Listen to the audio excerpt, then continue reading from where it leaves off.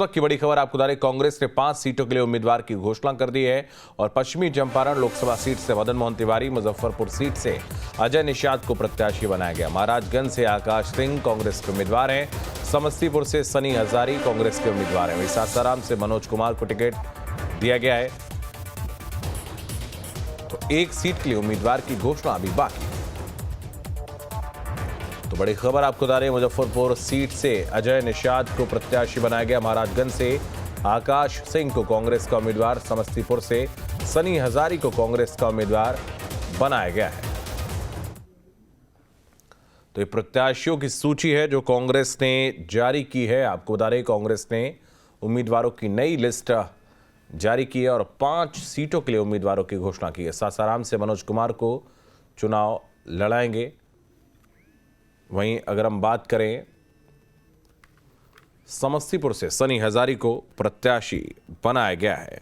तो ये वो तमाम प्रत्याशी हैं जिसकी घोषणा कांग्रेस के द्वारा की गई है। उत्कर्ष हमारे सहयोगी अधिक जानकारी के लिए इस वक्त हमारे साथ जुड़ रहे हैं। उत्कर्ष, 5 प्रत्याशियों की घोषणा कांग्रेस ने की है, क्या कहेंगे?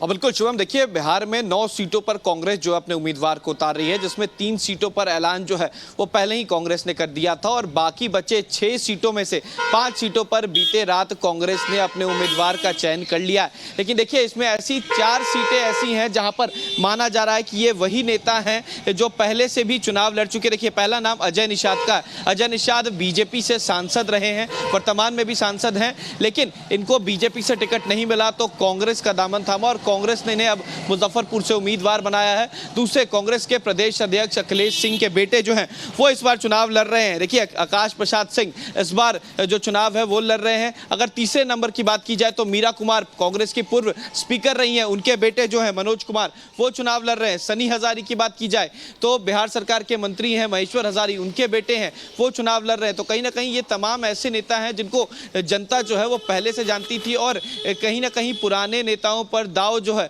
इस बार कांग्रेस ने खेला है। कुछ पुराने नेता हैं तो कुछ पुराने सांसद भी रहे हैं, उन्हें इस बार उम्मीदवार जो है वो बनाया गया है। शुभम, बिल्कुल। तो ये एक सीट के लिए भी प्रत्याशी की घोषणा होना बाकी है। उत्कर्ष, किसका नाम अभी संभावित तौर पर चल रहा है चर्चाओं में?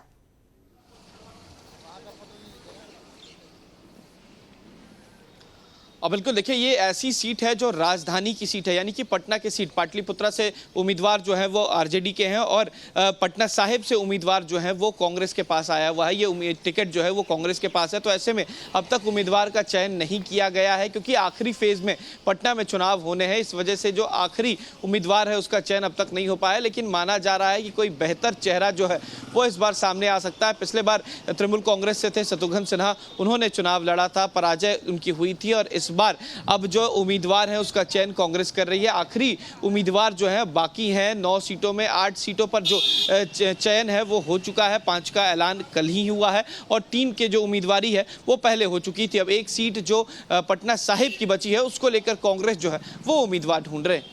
शुभम।